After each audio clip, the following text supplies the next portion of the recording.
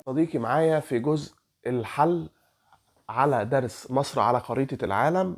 إن شاء الله عايزك تعمل اشتراك في القناة لو عجبك الفيديو، وتعمل لايك وتشير الفيديو عشان الكل يستفاد. الدرس مصر على خريطة العالم درس رابعة ابتدائي، الوحدة التالتة الدرس التاني. يلا بينا عشان ما نضيعش وقت. السؤال الأول بيقول لك لاحظ خريطة مصر التالية ثم اكتب مدلول الأرقام الموقعة عليها. يعني هنشوف على الخريطة اللي موجودة اللي هي دي، ونبتدي نكتب كل حاجة هنا معناها ايه. يعني هنا مثلا بيقول لك واحد نهر. تعال نشوف على الخريطة دي، الخريطة اهي نكبرها عشان نبتدي احنا نحل عليها. طيب بيقول لك هنا اول حاجة ده نهر ايه. بص كده معايا، ده نهر ايه؟ طبعا نهر النيل. كل ده من اول هنا كده اللي فوق دي اسمها الدلتا، واللي تحت ده كله اسمه نهر النيل. كل ده اسمه نهر الايه؟ نهر النيل. تمام. طيب يبقى رقم واحد هتبقى نهر النيل. طيب رقم اتنين يا صديقي، نشيل بقى ده. رقم اتنين هنا فوق ده البحر. طبعا انت شاطر وعارف ان البحر ده اسمه البحر المتوسط. فين يا مستر رقم اتنين دي؟ انا مش شايفها، انا بكلمك هنا كده. ده اللي فوق اللي هو ده البحر المتوسط. طبعا طالب منك هنا بيقول لك البحر الايه؟ البحر المتوسط.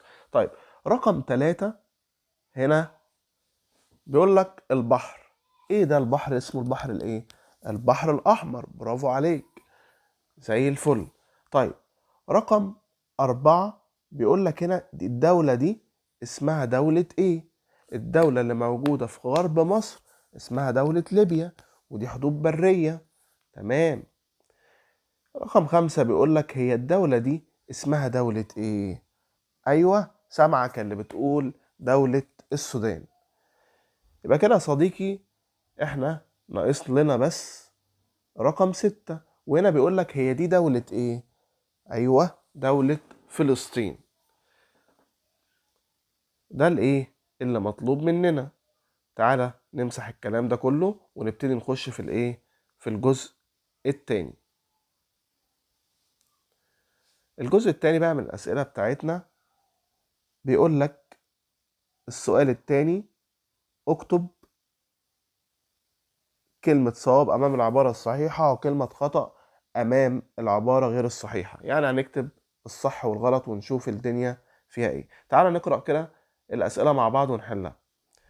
أول حاجة بيقول لك نسبة اليابس على الكرة الأرضية أقل من نسبة الماء. طبعا الكلام ده صحيح. طب ليه يا مستر بقى صحيح وليه انت قلت ان دي صح؟ اولا لأن نسبة اليابس 29%، يعني نسبة الأرض في العالم اللي احنا عايشين فيه ده 29%. طب باقي على المية كام؟ 71. ال71 دول مية، فنسبة المية أكبر وبالتالي نسبة اليابس أصغر. طيب السؤال رقم اتنين، تعد قارة آسيا أصغر قارات العالم من حيث المساحة. طبعا دي غلط. وليه غلط يا مستر؟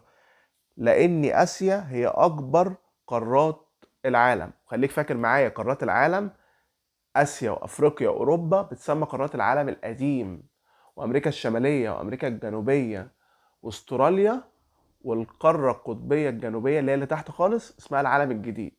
وأصغر قارة هي أستراليا، وأكبر قارة هي آسيا.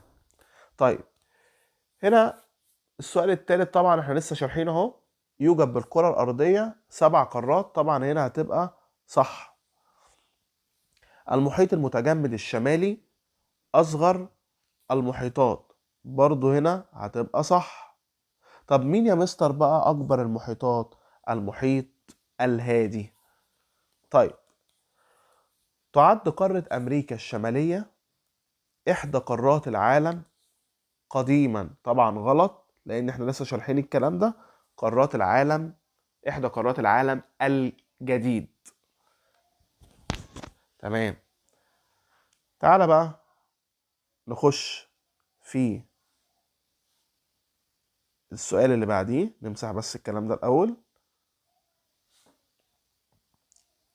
بص يا صديقي، السؤال التالت بيقول لك أكمل ما يلي. تعالى كده نشوف مع بعض ونبتدي إن احنا إيه نكمل الكلام ده. بيقول لك أكبر محيطات العالم هو المحيط، احنا لسه قايلين هو المحيط الإيه؟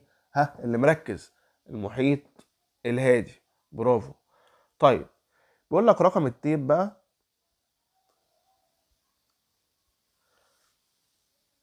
يشمل العالم القديم. احنا في رقم 2.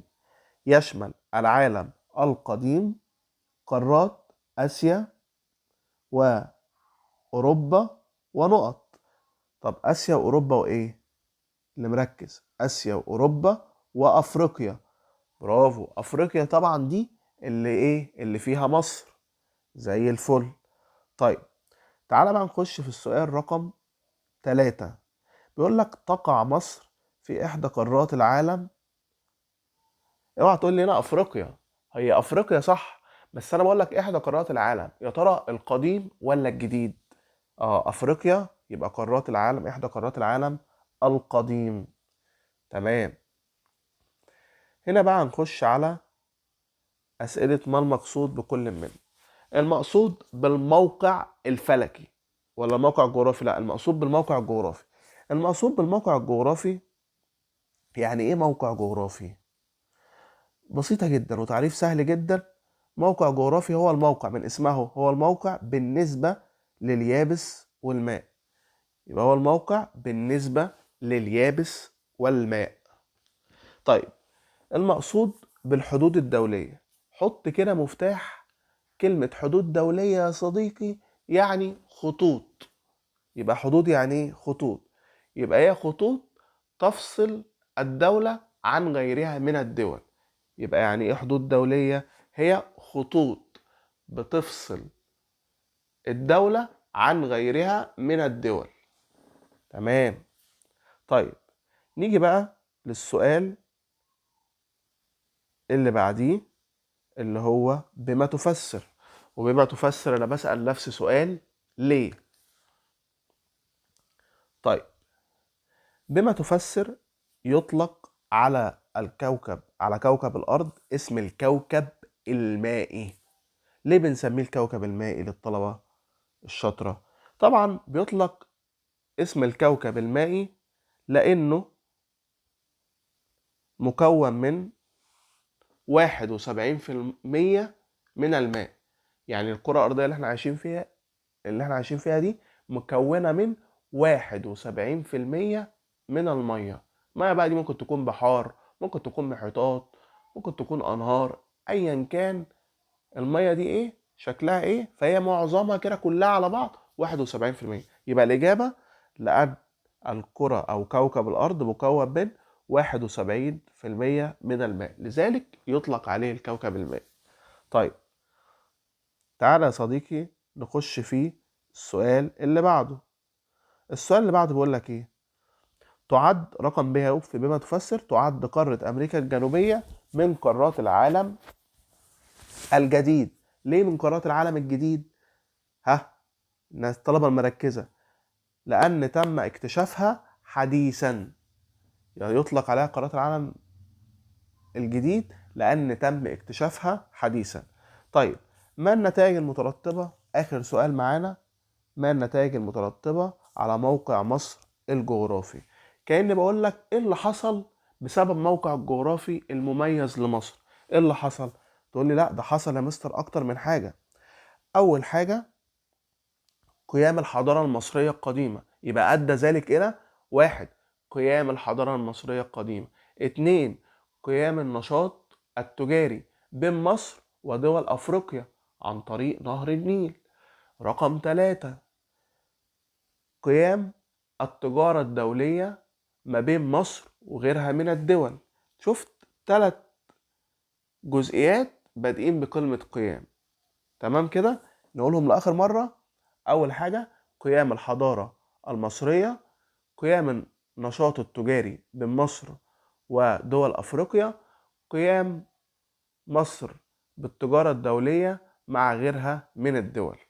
وبكده يا صديقي نبقى خلصنا الأسئلة على الدرس ده. ما تنساش تدعمنا عشان نستمر باشتراك في القناة وبلايك وتشير الفيديو لزمايلك.